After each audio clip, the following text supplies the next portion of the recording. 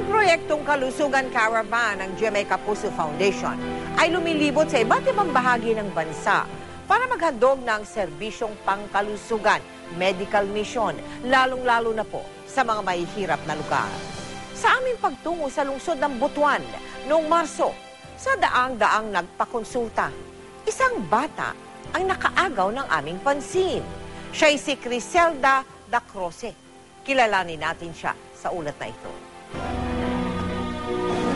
Siyempre, bilang ama, gusto mong makita ang mga anak mo na nabigyan mo siya ng magandang buhay, kinabukasan. Sa unang tingin, aakalain mong mahigit 1 taong gulang lamang si Criselda. Meron siyang bingot at lumalaking bukol sa likod. Si Criselda ay 5 taong gulang na. Pero paupo pa rin kung gumalaw. Hindi makatayo, hindi makalakad. Kaya madalas nakalong lang siya ng kanyang lola habang minamasdan ang mga kaedad na malayang nakakapaglaro.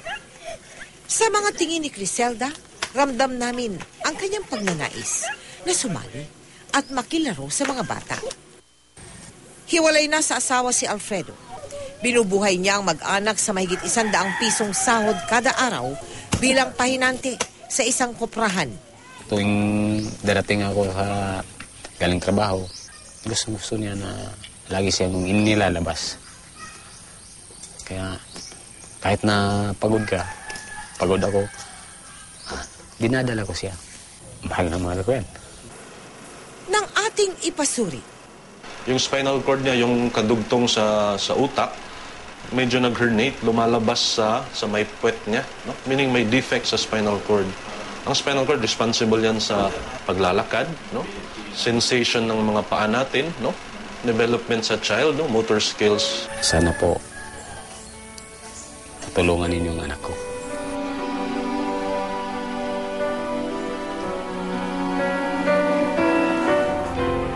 ayon po sa doktor, bago ang gamutan, kailangan munang palakasin ang resistensya ni Criselda. Kinakailangan siyang maisailalim sa ilang pagsusuri para matiyak ng mga doktor kung ano ang nararapat gawin sa kanyang kondisyon. Kami po ay nagpapasalamat kay Dr. Jeremy Atupan. Para sa mga nais magpaabot ng tulong kay Criselda, maaari po kayo magsadya sa aming tanggapan o tumawag. Samantala, bukas pa po ang pinakahihintay na opening ng ating Heatwave Summer Bazaar. Alas 11 po yan ng umaga. Hanggang sa linggo po, April 21, gaganapin sa World Trade Center sa Pasay City. Meron kaming celebrity auction ng mga damit at gamit ng inyong paboritong Kapuso Stars. Bahagi po ng kitang malilikom dito yung mapupunta sa ating project na unang hakbang sa kinabukasan.